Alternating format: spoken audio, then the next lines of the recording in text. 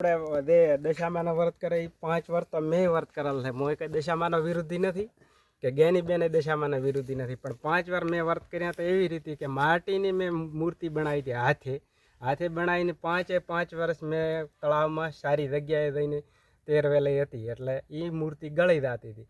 અને આરી મૂર્તિને 5 વાર થઈ ગયો હતો.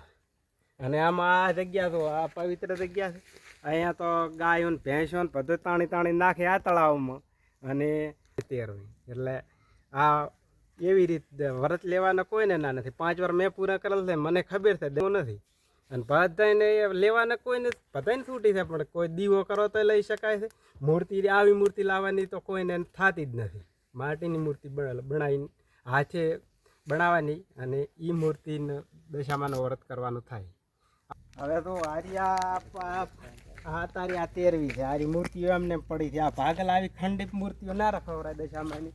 અને અહીંયા કૂતરા ભાળો ગાયો ખેંચીને ખાય. અહીંયા દશામાં બેઠા છે અને અહીંયા કૂતરા ગાય ભેંસ પડી છે મરેલી ખાય. એટલે આવી જગ્યા ઉપર તેરવાનું થત જ નથી દશામાં. ભાળો અહીંયા મૂર્તિઓ પડી છે. એવી રીતે દશામાના વ્રત ના લેવરાય.